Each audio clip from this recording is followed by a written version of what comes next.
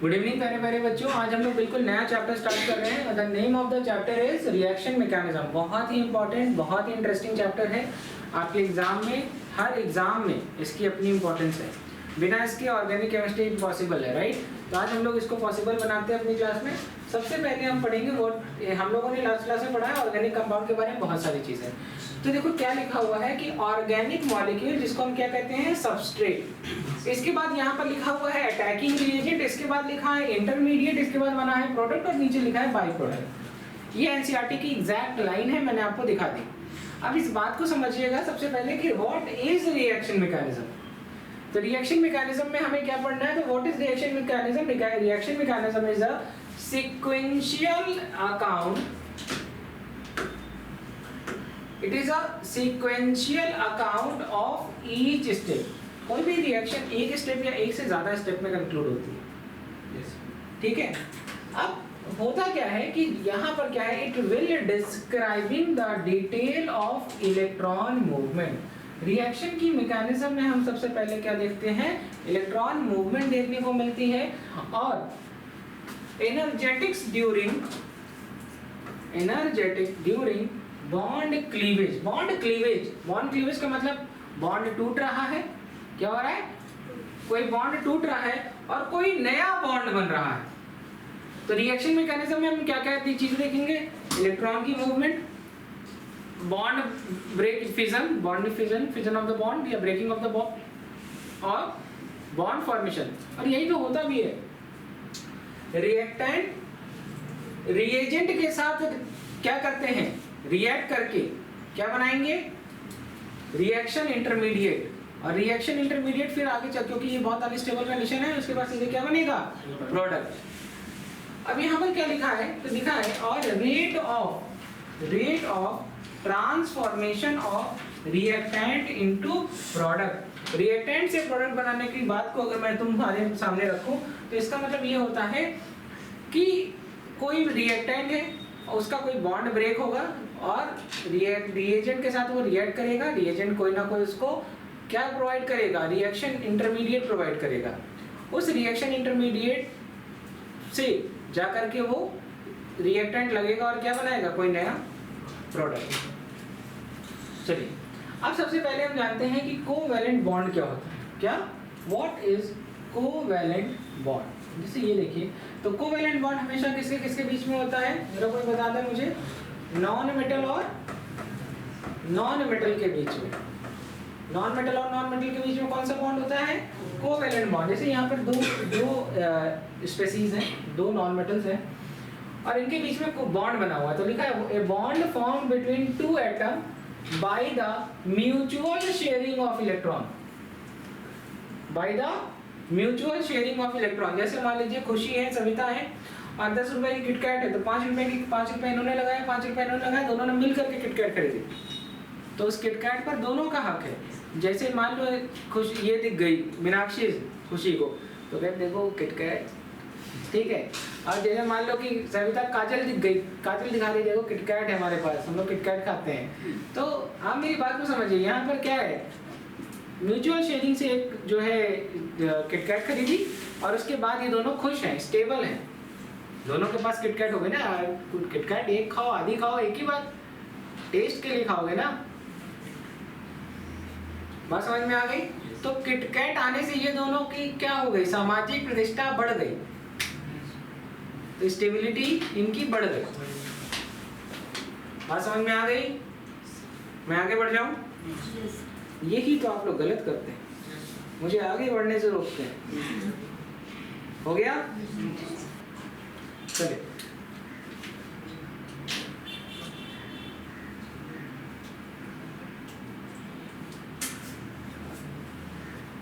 यहाँ पर देखिए कुछ अच्छी अच्छी बातें लिखी हुई। सबसे पहले लिखा हुआ है बॉन्ड फिजन। क्या लिखा हुआ है, बॉन्ड फिजन। तो आप लोगों ने जब रिएक्शन मैकेनिज्म की डेफिनेशन पढ़ी तो उसमें बॉन्ड पहले ब्रेक हो रहा था और फिर बॉन्ड नया बन रहा था।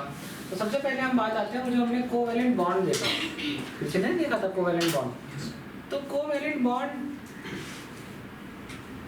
ब्रेक हो रहा है। अब जैसे मान लो कोवैलेंट बॉन्ड बना है हाइड्रोजन और ब्रोमीन के बीच में, दोनों नॉन मेटल है, और कोवेलेंट बॉन्ड बना क्लोरीन और क्लोरीन के बीच में।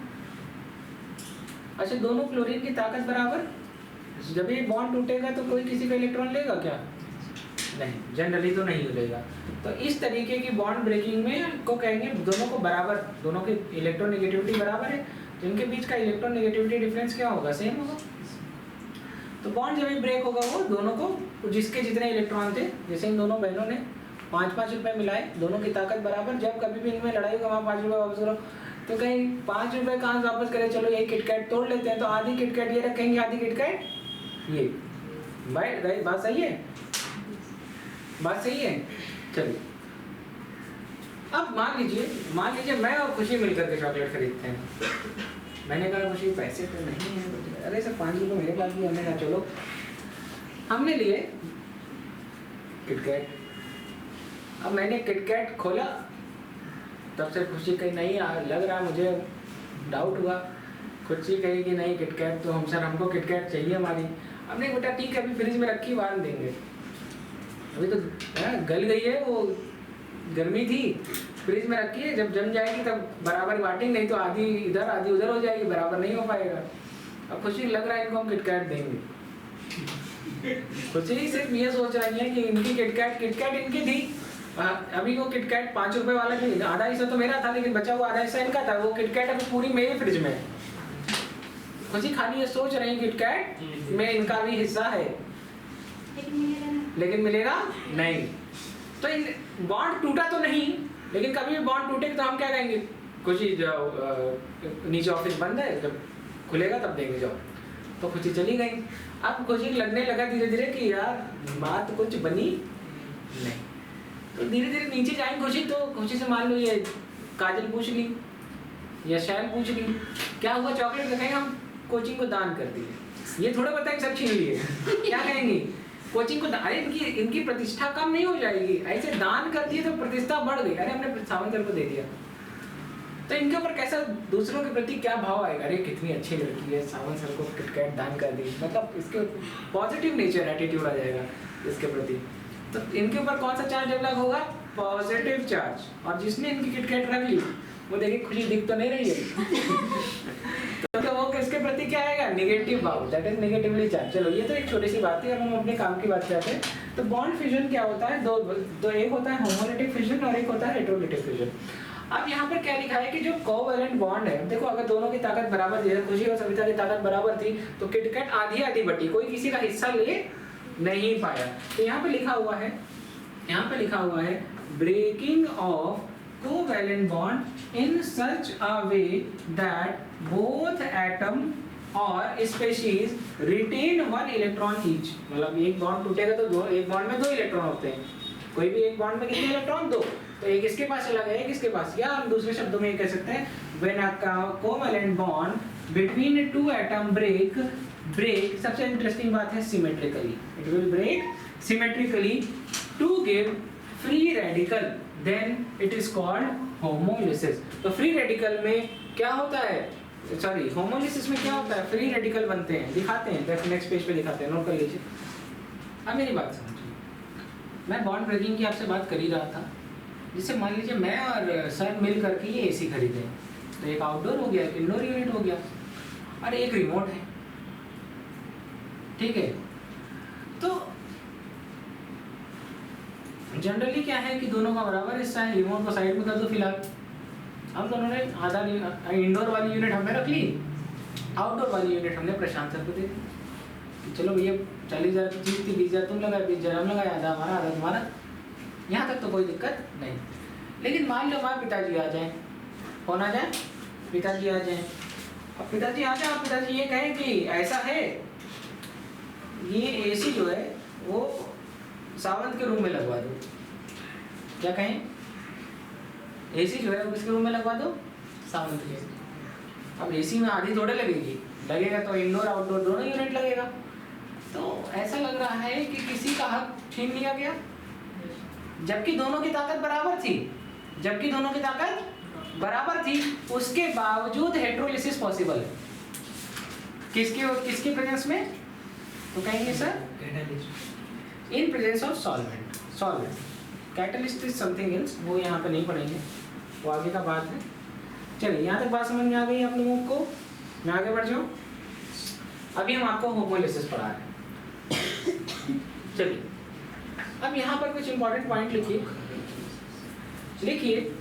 ये वाला पॉइंट तो मैंने आपको पढ़ा दिया कि फिजन किस मैनर में होता है, सिमेट्रिकल मैनर में होता है। तो ये वाला जो एग्जांपल है, जैसे यहाँ पर देखो ए और ए लिखा हुआ है, क्या लिखा हुआ है, ए और ए, मतलब सेम स्पीसीज है और इनके बीच में जितनी ताकत इसकी होगी उसकी तो उतनी ताकत इसकी भी होगी। दोनों के बीच में ताकत का अंतर बराबर होगा, 0 होगा।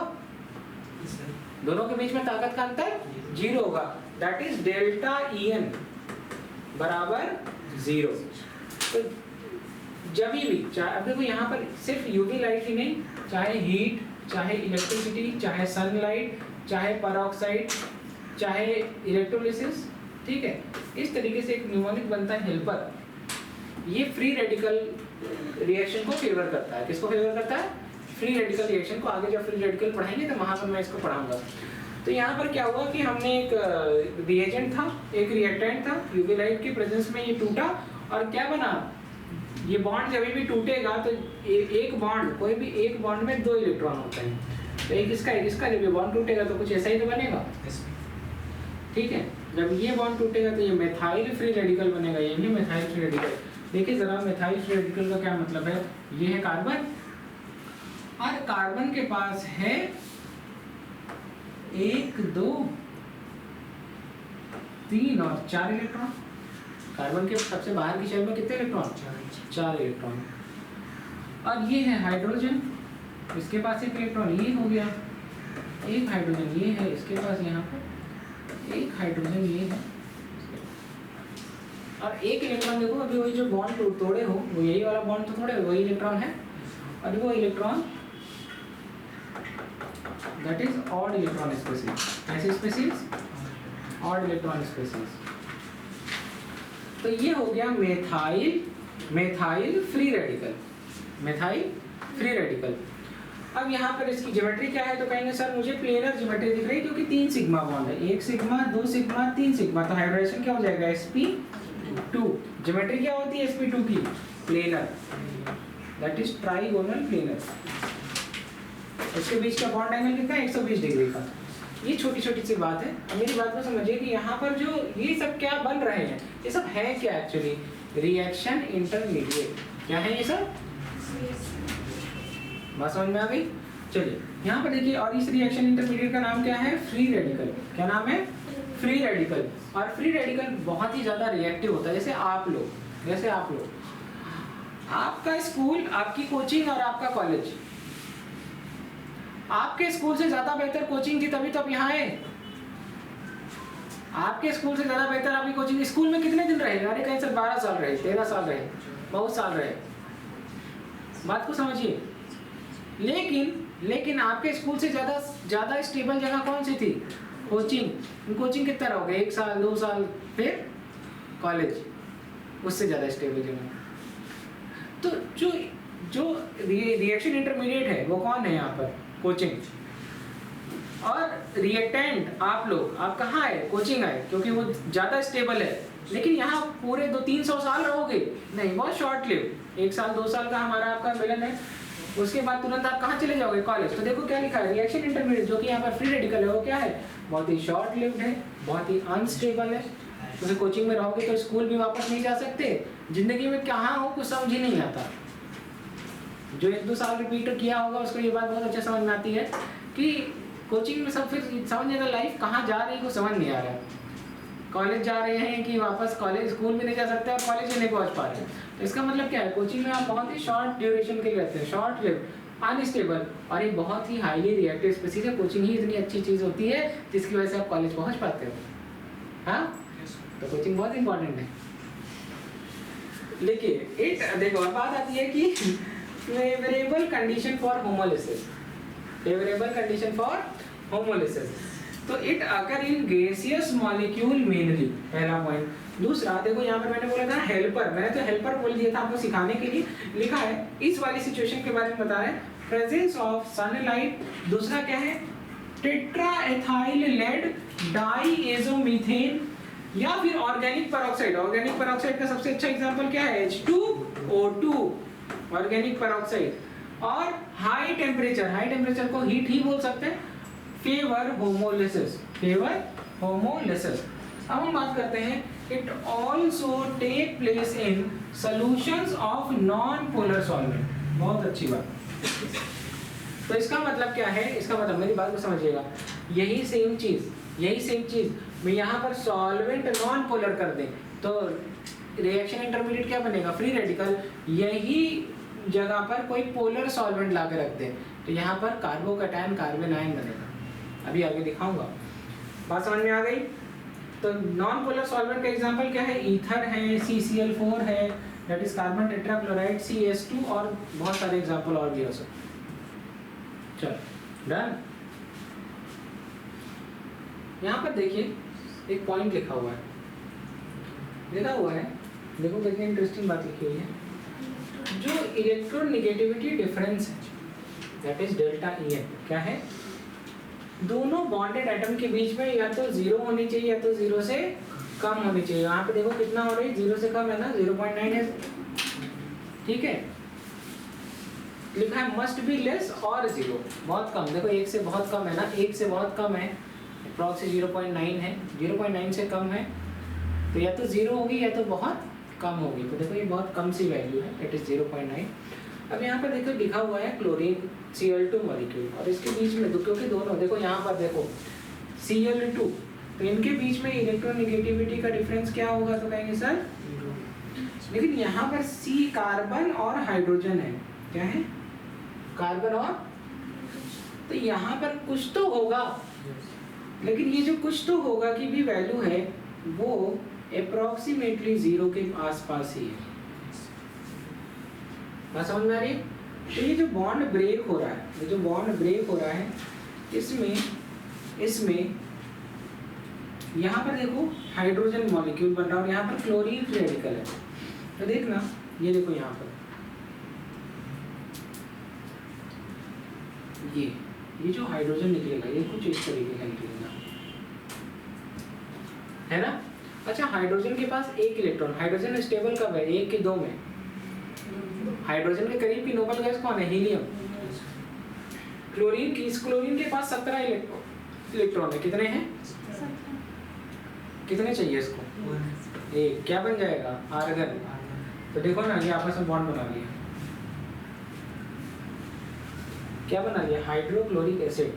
अच्छा, मुझसे कुछ बच्चे कहते हैं कि सर हाइड्रोक्लोरिक एसिड एक इसमें ये तो H+ और Cl- हो जाएगा। हाँ, ऐसा बहुत सोचते होंगे, नहीं ऐसा नहीं। हाइड्रोक्लोरिक एसिड देखते ही सकते हैं स्ट्रॉन्ग एसिड है तो H+ और Cl-। एक्चुअली ये दोनों ही नॉन मेटल है, तो इनके बीच में जो बॉन्ड बनेगा वो कोवेलेंट बनेगा, लेकिन पोलर कोवेलेंट बॉन्ड बनेगा। कौन सा कोवेलेंट बॉन्ड बनेगा, पोलर कोवेलेंट बॉन्ड का ही टाइप है। यहाँ पर क्या होगा, ये हाइड्रोजन है और ये इसका इलेक्ट्रॉन है और ये है आपकी क्लोरीन। ये जो इलेक्ट्रॉन है ये किधर की तरफ शिफ्ट कर जाएगा इसके, तो इसके ऊपर पार्शियल नेगेटिव चार्ज आएगा, इसके ऊपर पार्शियल पॉजिटिव। लेकिन ये है क्या, ये पोलर कोवेलेंट बॉन्ड।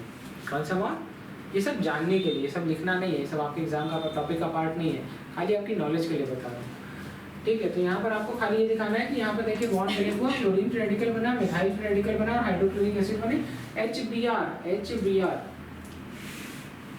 यहाँ पर जो आपका इलेक्ट्रोनेगेटिविटी का डिफरेंस है वो अप्रोक्सीमेटली 0 है। आपने ईथर की प्रेजेंस, नॉन पोलर सॉल्वेंट, तो क्या बना, फ्री रेडिकल। तो लिखा हुआ है कि presence of external free radical. देखो ना इस वाले सिचुएशन में देखो फ्री रेडिकल पहले से प्रेजेंट है, देखिए इस वाले रिएक्शन में क्या लिखा है, पहले से आपके फ्री रेडिकल प्रेजेंट है ना। तो लिखा है presence of external free radical favour homolysis, presence of external free radical favour homolysis. मैं आगे बढ़ जाऊं, हो गया नोट सबका, चलिए हेडिंग डालिए,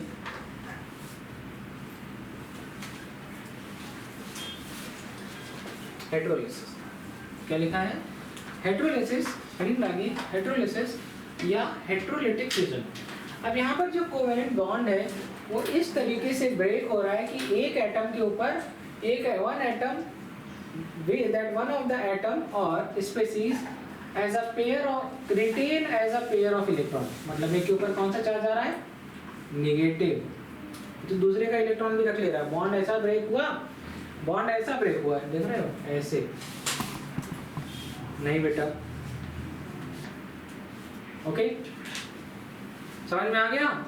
क्या समझे हम लोग कि यहाँ पर when a covalent bond between two atom break unsymmetrically, तो भैया या तो इस तरीके से बॉन्ड ब्रेक होगा तो इसके ऊपर पॉजिटिव चार्ज आएगा, इसके ऊपर नेगेटिव चार्ज आएगा। इसका मतलब यहाँ ऐसी सिचुएशन में ए ज्यादा इलेक्ट्रोनेगेटिव है बी से, या फिर अगर बॉन्ड मान लीजिए इस तरीके से ब्रेक होता है तो इसके ऊपर नेगेटिव है, इसके ऊपर पॉजिटिव है, इसका मतलब ये ज्यादा इलेक्ट्रोनेगेटिव है इससे।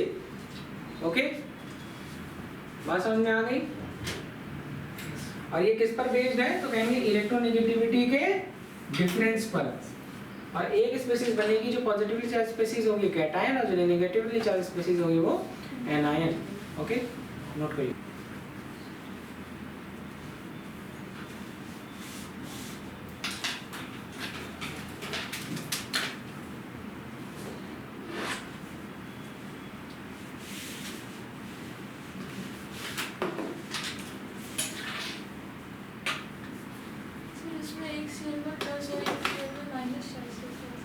आ सकता है, बहुत आसानी से आ सकता है, लो बट पेन का ये देखो कितनी आसानी से आ सकता है ये। यहाँ पर देखो ये है क्लोरीन, और क्लोरीन की सबसे बाहरी शेल में कितने इलेक्ट्रॉन, 7, दूसरा क्लोरीन 7, ये है बॉन्ड, यहाँ से बॉन्ड टूटा तो इसके ऊपर क्या आएगा Cl प्लस, और इसके ऊपर क्या आएगा Cl माइनस।